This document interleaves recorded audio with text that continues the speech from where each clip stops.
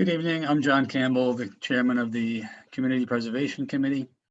This open meeting of the Community Preservation Committee, which I will call CPC, is being conducted remotely, consistent with Governor Baker's executive order of March 12, 2020, due to the current state of emergency in the Commonwealth due to the outbreak of the COVID-19 virus. In order to mitigate the transmission of the COVID-19 virus, the town of Northborough has been advised and directed by the Commonwealth to suspend public gatherings. And as such, the governor's order suspends the requirement of the open meeting law to have all meetings in a publicly accessible physical location. All members of the CPC are allowed and encouraged to participate remotely. This order allows the CPC to meet entirely remotely as long as reasonable public access is afforded so that the public can follow along with the deliberations of the meeting. The public is encouraged to follow along using the posted agenda unless the chair notes otherwise. Members of the public who wish to view the live stream of this meeting may do so by going to Northborough Remote Meetings on YouTube via the link listed on the agenda. Ensuring public access does not ensure public participation unless such participation is required by law. This meeting will feature public comment. So with that, we'll get our meeting underway. If everyone doesn't mind, could you also identify yourself as a committee member, starting with Leslie? Good evening, I'm Leslie Harrison. Peter Martin. Todd Elwig. Jeff Leland. And Kathy Juber, town planner and staff liaison to the CPC. Great, thank you, everyone. We're going to begin at the top of our agenda tonight. We're here to discuss the application for CPA funds by the Disc Golf Group.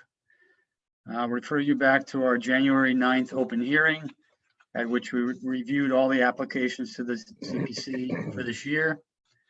And the disc golf was our last presentation, if you recall. We heard an enthusiastic presentation. We voted to approve the application by unanimous vote on that night. Since that time for review, first I should point out, and it may not have been clear to all of us committee members at the time, but the project to create disc golf on the land around the senior center and on the Edmund Hill Woods property had been previously brought to the Recreation Commission. They had approved it in 2019, and they had also gone before the Conservation Commission and received their permission also in 2019. The application to community preservation was originally made in August 2019, and as I say, appeared before us in January 2020. Subsequent to that vote, sometime in March, it was observed by members of the Conservation Committee and others that trees had been cut on the land where the disc golf course was planned. The Conservation Commission had originally allowed small branches or small trees below 2 inches diameter to be cut to allow the course to be made.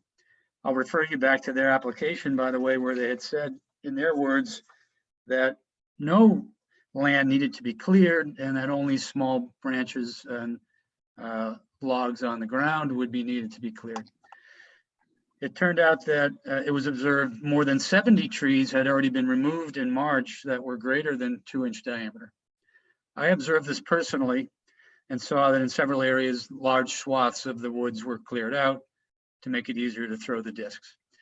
And while I recognize that that was maybe determined to be needed by the golf group, it was not only different than what had been written to us, but it violated the regulations around the conservation land and also the permissions granted by the Conservation Commission. And so a cease and desist was issued, and subsequent in June, much more cutting was observed. And so it was at that point that Conservation Commission put it on their agenda to review whether the permission should be rescinded. And in fact, cutting to the chase, last night at the Conservation Commission meeting, they voted unanimously to remove permission for the project. We also have a letter from the Recreation Commission from Ally Lane, who was the original sponsor of the application. She also removed support for the disc golf project.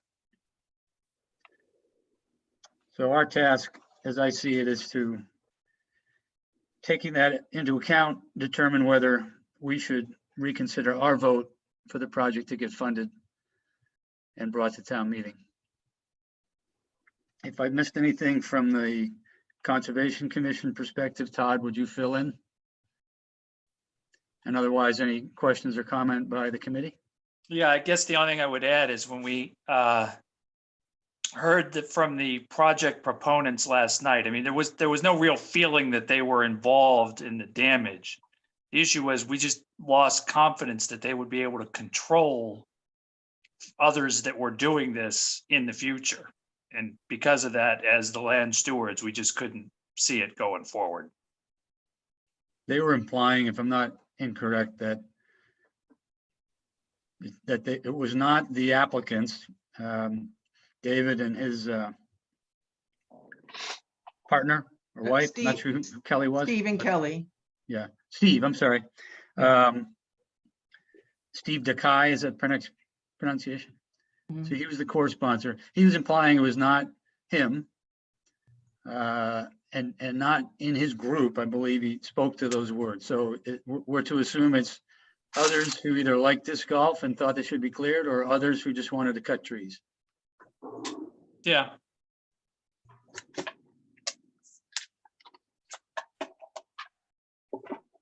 So to furthering your point, I shared the same concern that there would be control over how the project got finished, number one. Number two, did it indicate behavior in the future that might not be in keeping with the way the project was proposed? I also would note that during the Conservation Commission meeting, there was one neighbor on Edmonds Hill Way, which essentially is parallel to what would have been Fairway 2 of the disc golf map. And they had some concern. They expressed that they were unaware of the project in the first place and unaware that it was starting. It's the first abutter that I know of that expressed any concern, although I know other trail walkers had seen it and had raised question. Kathy, go ahead. John, I just wanted to point out for others, I know Todd is aware of this, but the staff and various members of the staff have been, since the violations started occurring, are out there on a weekly basis. So the conservation agent, and this goes towards what you were talking about is the trust and, and who is doing this and not, not being able to physically keep track of who's doing the violations. The conservation agent is out there once a week, walking the entire site. The rec director is also out there once a week walking the entire site. And then we talked with the police chief and asked him if he could get involved in trying to figure out who was doing what up there. And so every shift, every day, there is a Northborough policeman at the site, and they I don't believe that they walk all 18 holes, but they have certainly made notes of cutting that they've observed, and also signs that the town put up requesting people to stop doing the cutting, and all of our signs were removed by somebody. So it has been a very well patrolled site, but yet this tree cutting and continued clearing is still occurring.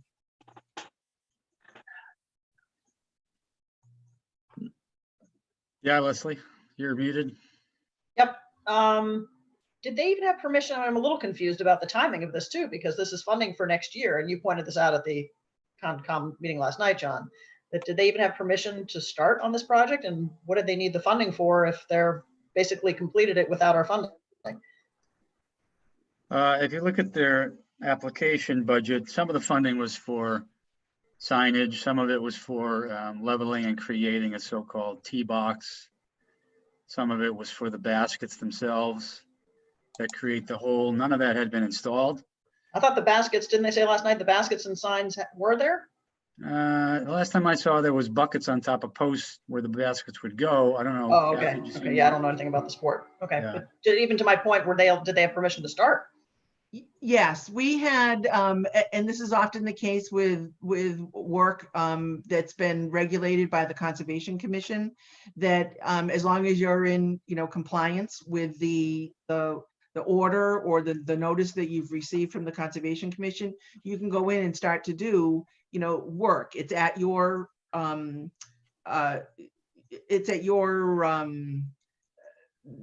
discretion, but also, yes, is there a possibility that the funding, go back 3 or 4 months, before all of this occurred, but so that, you do proceed at your own risk.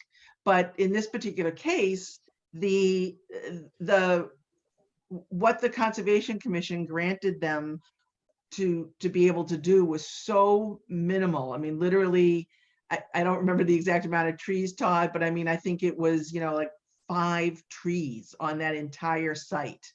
And 5 might be too much. Right. And so Mia, what our conservation agent was, yep, you can go ahead, work with your, with the decision that you received from the Conservation Commission. And then when she went out there and, saw the devastation, basically. It's a game played in the forest, they told us. Yes. Yeah, and as I think as everyone can see from the pictures that I had sent you, that again, our conservation agent had taken, someone really did make big, clear fairways. And then went back in again after. I mean, it's the repeated violations Right, too. and then everything, once they got their cease and desist, that was adhered to for a couple of weeks maybe, and all the saplings, the very small, very small, less than 2-inch, in caliper, they all started sprouting, as we all know. You just cut a birch in your yard, and a week later you've got these sprouts. But yeah, somebody then went in and took all those out. So I know this is getting beyond what we need to decide tonight, but what further recourse does the town have, or anybody have, if this cutting and clearing continues? Well, the good thing is how fast things grow back when, it's going to return to, brush very soon. Todd may know more technicalities than I do, but the applicants last night at the Conservation Commission, said that they would go in this weekend, remove all of their equipment, notify all of their members, and then as staff, we're just going to have to continue to patrol it, to make sure that nobody's up there, and then if continue with the police patrol, but hopefully the message will get out from Steve and Kelly, that that the project, I mean, assuming what your vote might be tonight, but that the project has been canceled.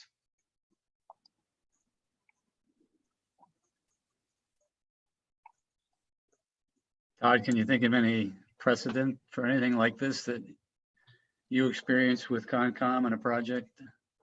Not on that. I mean, we obviously having similar issues on Mount Pisgah, and the destruction of trees for recreational purposes is a consistent theme. But my guess is once the buckets and it would be really hard to open that up again to use it for anything else. So I think once the project is dead and the buckets are removed, in a year, no one, it'd be hard to tell anything happened there.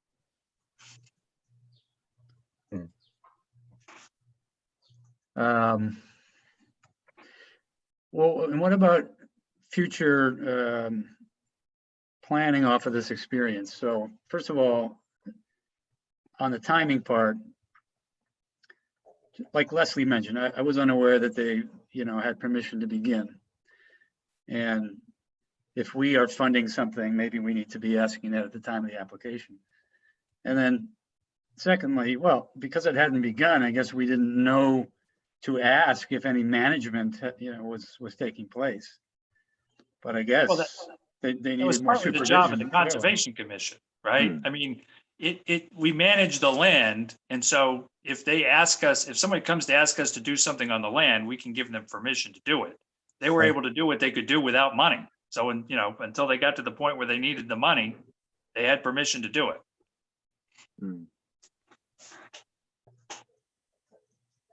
I hear you.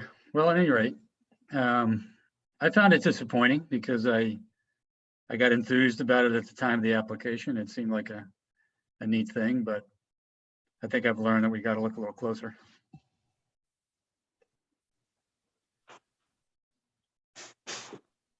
You want a motion? I believe we need to allow public comment. There are two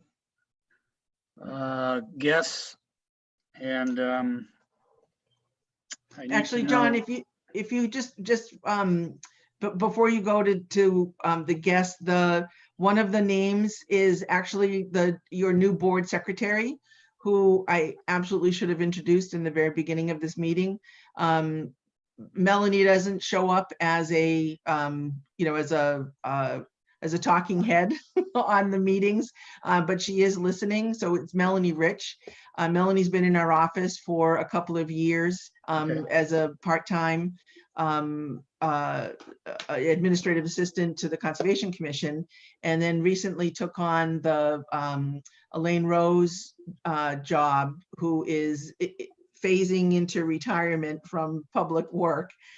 So Melanie is now doing the planning board, and this is her first community preservation committee meeting. So I think that you only have one member of the Okay. public. Welcome, Melanie. Then we have one guest, I believe, Henry Squilante, if I'm pronouncing that right. I'm not sure how to enable him, but you are a panelist, so you may speak. No, I didn't raise my hand, so I shouldn't be a panelist. That's okay. I'll let you in. Henry, could you give us your full name and address as you would Yeah, pronounce Henry it? Squilanti, 72 Crestwood Drive. I was, typically when you attend these, you have to raise your hand before you recognize, and I was just listening. I didn't want to make any comments. No problem. Yeah, I had let you in as a panelist. I thought that was my job, but anyway, you're here. Okay, thank you. I don't have anything to say, so. Oh, okay. Well, very good. You're welcome to continue. John, you're reproducing here. I don't know why that is. I think we have Andy. Says his name is John. But I believe Andy Clark was joining. He's a member of the committee. As soon as he finds out how to.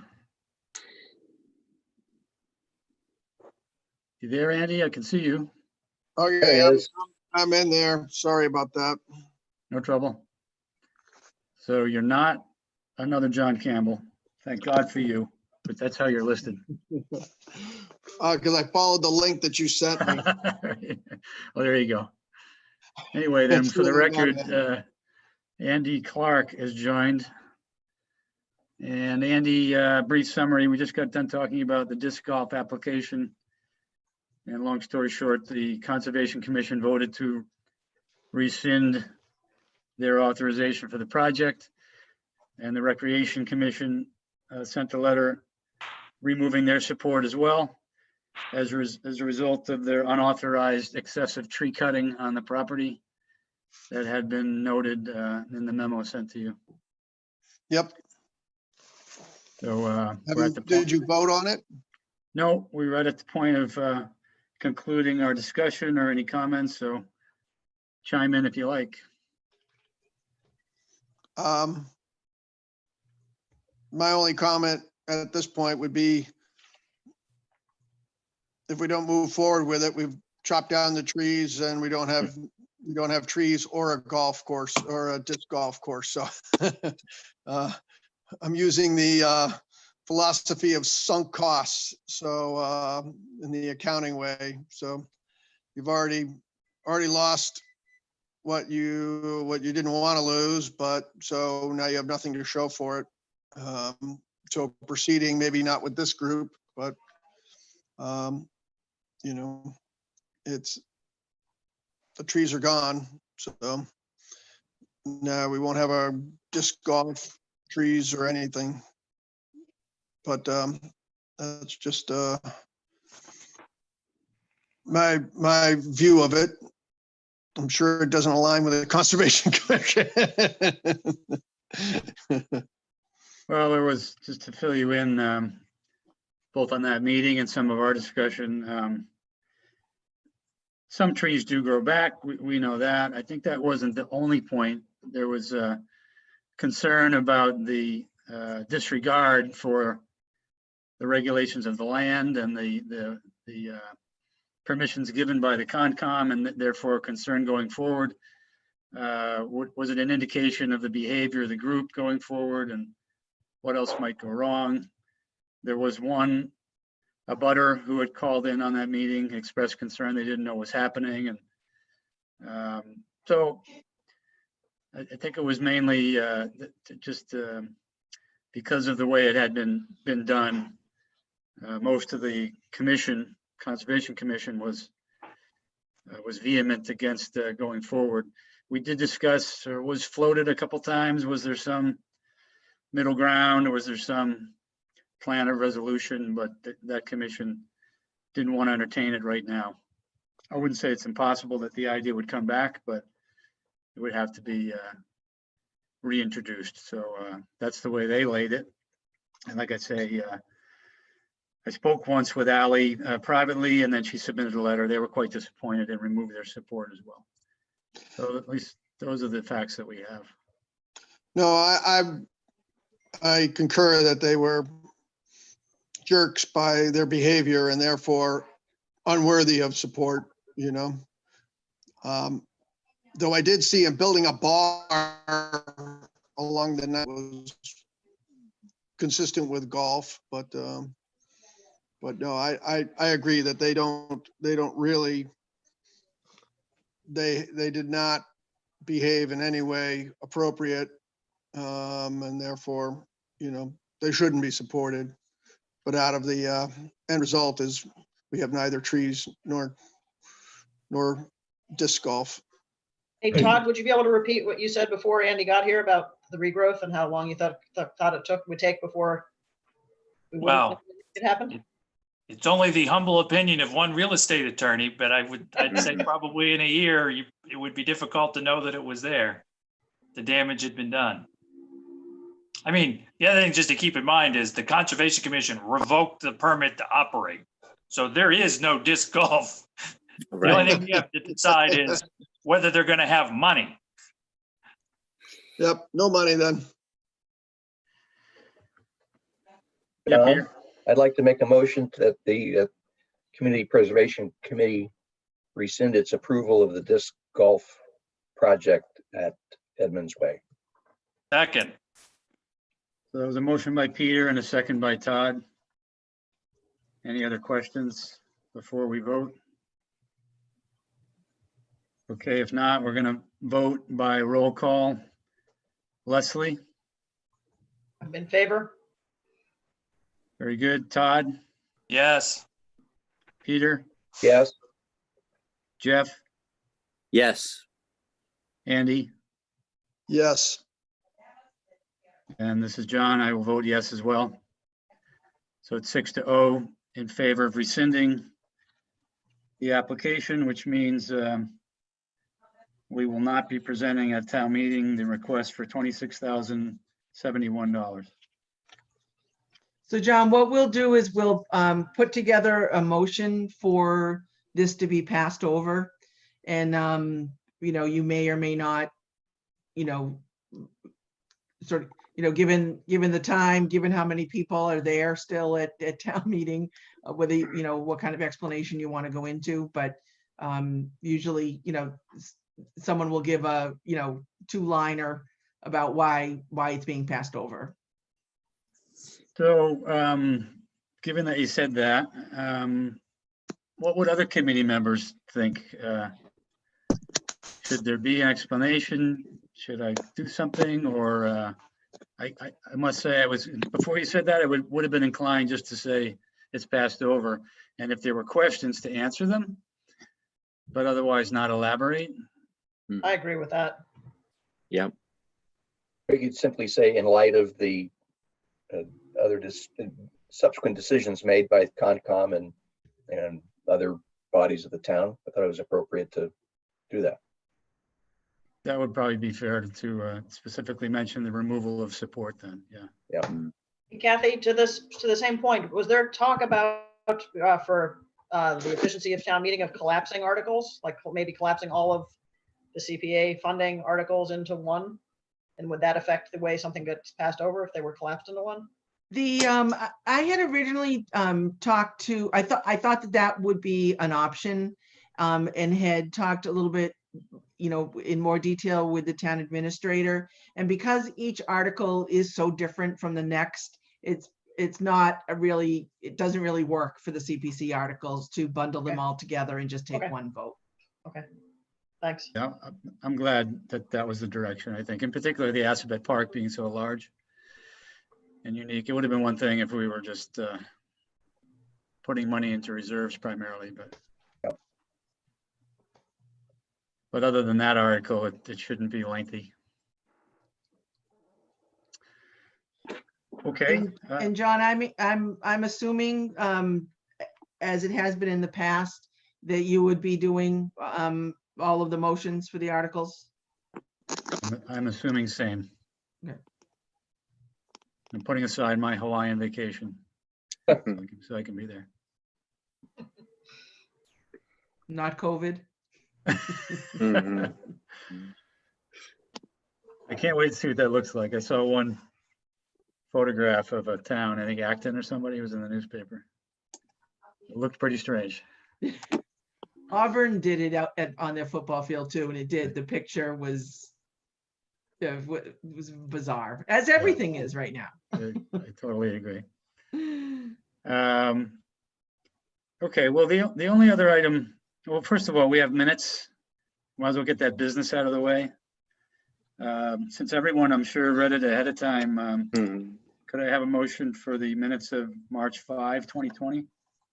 So moved. I'll second that motion. Jeff made a motion, Peter seconded for the minutes, and any discussion of the minutes? Otherwise, I'll take a roll call to approve the minutes of March 5. Leslie, Yes. Todd, Yes. Peter, Yes. Jeff, Yes. Andy, Yes.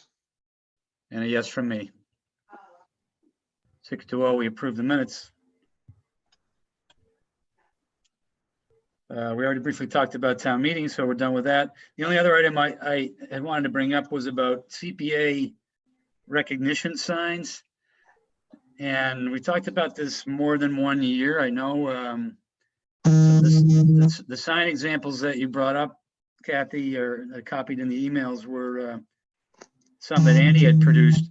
And those seemed more like signs you would put up when a project was in process. Almost like the banner size that was in front of the town common.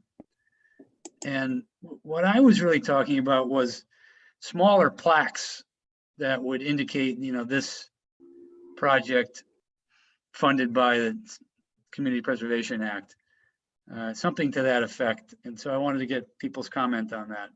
And I was thinking, just going back to certain things we've done, it could be sitting on the sidewalk in front of the properties at Main Street that are now affordable housing. It could be in front of the senior affordable apartments.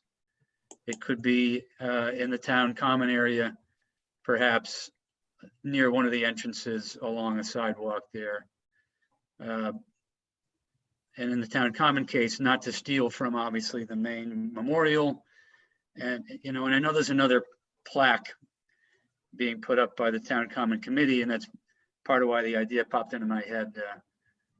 It would be, you know, it would, I don't see it as redundant to that so much as it's in a different spot. But so it was those kinds of things that I was thinking about. Anybody care about that? Can I just give you a little bit of the plaques?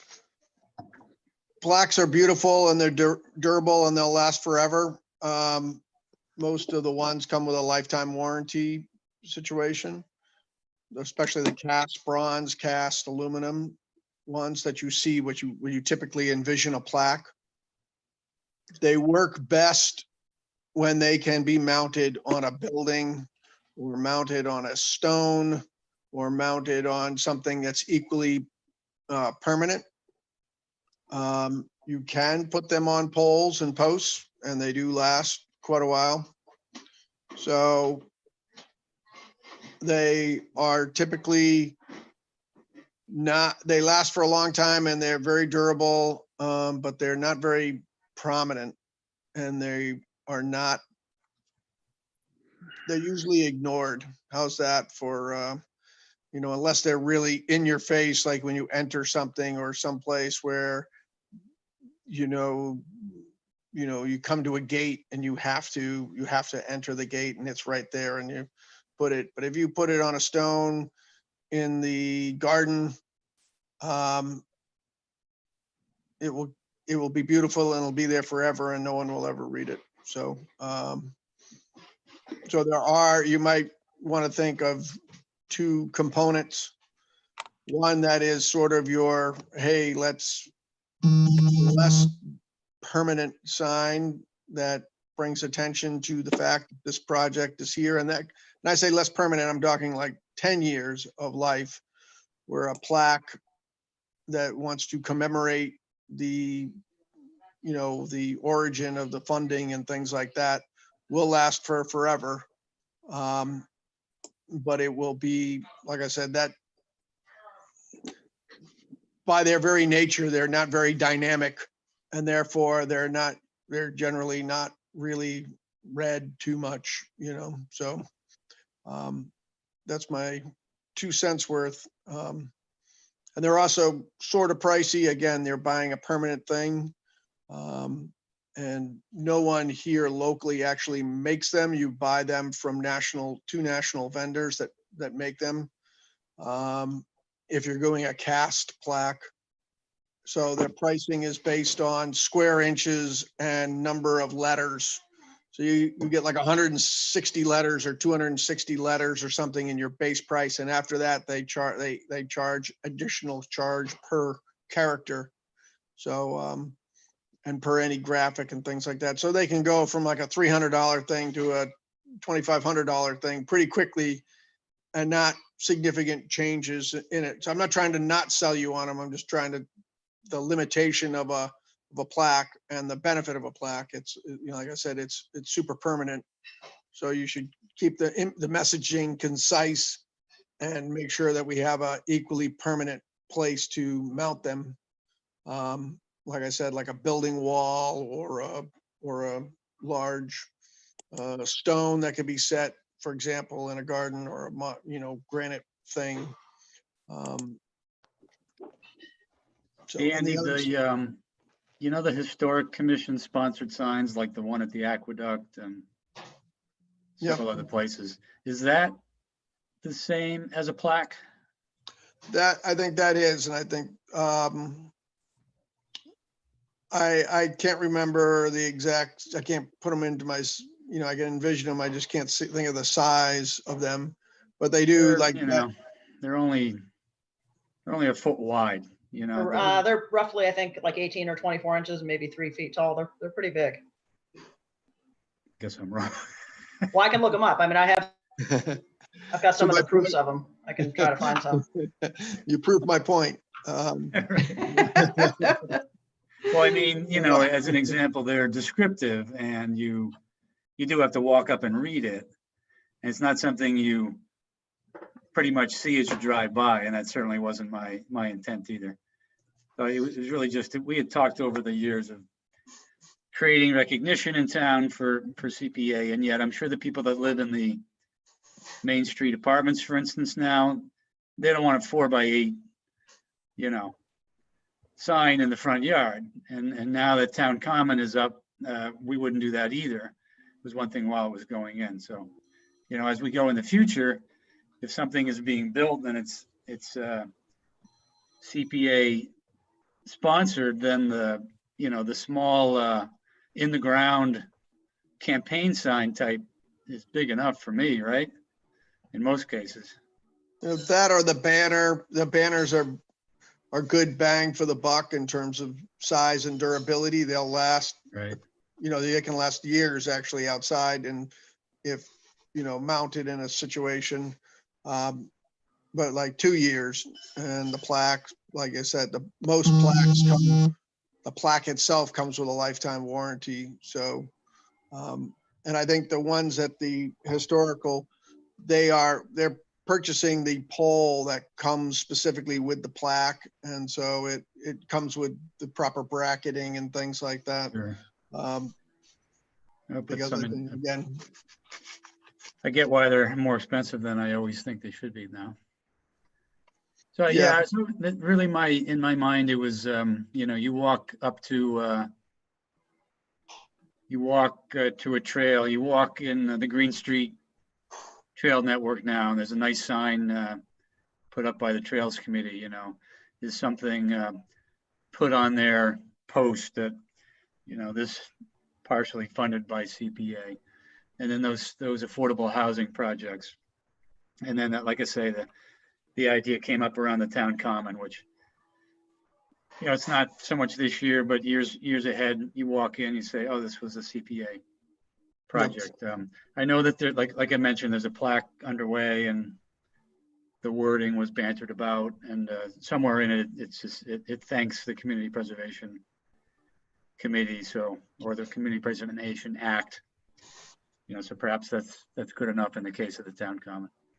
So John, is it possible we can just sort of think about this in future projects? And if there's one project that we approve that involves some public visibility, then we could go ahead and procure an appropriate size sign for that project, just for that purpose. Totally fine. Just wanted to throw the idea out there. And again, Yep. it was raised around the Town Common where That would have been a good opportunity. yeah, and the common is nice now and it exists, and the memorial area looks really nice. And I guess Town Common Committee is sponsoring a plaque that does acknowledge the CPA. And I don't know where that's going to go, but I'm perfectly fine leaving it at that. but you have projects like the library where a good example of plaque. And actually, if it's interior, the restoration of this reading room or whatever it is sponsored by that, you can go with a less expensive version of that. And it'll last forever as well in an interior situation. And it can be mounted to the sheetrock wall and things like that. And those things go off at like a quarter of the price of a cast plaque, So that would be a good location for where you could have it, and people are in the close enough proximity to the messaging that they gonna read it, and see it, or at least have an opportunity to read it and see it. Whereas if you drive by, the housing on Main Street, you're not gonna step up there and see it unless it's on the stone wall or something like that, where you're gonna walk by and see it itself. Right. You're not going to intrude on their private space to read something of that nature. I guess the only other I thought, you could think of other locations that we've done, the fields, the middle school fields and things like that, where you could mount it on a granite, on like a granite block or something like that, that would give it, permanence and things like that. And that would give it recognition. Sure. Okay, good thoughts. Someone was just forward thinking, always thinking about giving visibility to what CPA does in town. We've had an unprecedented run of positive votes at town meeting, and something tells me it can't last forever.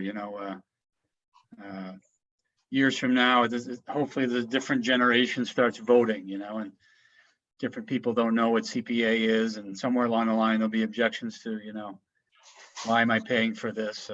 It's almost been assumed in town that it's, taken for granted, but I never want to think that way. And other than town meeting, I feel like there's no publicity around what the CPA has done for Northborough, which has been good stuff. So we'll carry that forward to the next season or the next meeting. And I have nothing further unless, Leslie, go ahead. Yes, to that point, actually, I mean, the community advocate, I think, is always looking for, article ideas, maybe a community advocate article about CPA and what, at some point, how to promote our projects throughout time. I mean, Great. historic, I mean, Norm's always writing stuff for historic, so historic markers are always getting publicity, but CPA really hasn't. Are you a Except good writer? indirectly through the markers have. Are you a good writer? I'm not. I'm a good editor. Here we go. And I can always do better, on, promoting it on the town's website. So that's, that's something else to consider. I mean, again, I know that's not, not everyone uses a website, but anymore, but that's certainly one place where we can promote it much better than I do now. That's not, I'm not add to your long list either, but maybe, maybe display of prominent Yeah. photos and so on, things Yeah. like that we can think about. Yep, I think that's a great idea. We'll move that ahead down the road. And, as you said, no visual presentations at town meetings, so we'll leave it at that. But the handout, I will try to, when you said this week, that's Thursday for you, right? For To me? get you a handout in time for printing for town meeting. Well, if we shoot, yes, where the town hall's closed on this particular Friday. That's just how the July 4th holiday closes. But I mean, yeah, if you can get me something by Monday, John, that's because I'll be doing my zoning packets, Okay. but at the end of this week, beginning of Monday, beginning of next week. So that Good. works. If I have till Monday morning, then I'll have it in your hands, and Yeah, yep, that works. that'd be great. And also I'll send you the Something with a PowerPoint web- direct and see if David can incorporate it online. Yep, okay. Very well. I have nothing further. Thank you all for making time tonight, and anybody that was listening, thank you for listening in. I don't see any other hands up or public comment. This isn't CPC news, but I just received an email, in case anyone, can't go to bed tonight, that Jason Perot and Scott Rogers are the two new selectmen. Oh, So good. Jason was reelected and Scott was elected. Good. And That's what about great. planning board? I didn't get that message. Okay, all right. But I'm certainly assuming, I know I shouldn't be assuming, but Yeah. I'm certainly assuming that Amy and Millie Right. were elected and reelected for their Yeah, seats. my assumption too, yep. Well, congratulations to all. That's good news. And very good. If nothing else, I recommend we adjourn. I don't know if we need a motion, but we can have fun with that. Yeah, yes, you do need to do that, John. It So has to moved. be a voice. Second, Leslie moved that we adjourn. Jeff seconded. And we'll need to vote. Leslie, Yes. Todd, Yes. Peter, Yes. Jeff, Yes. Andy.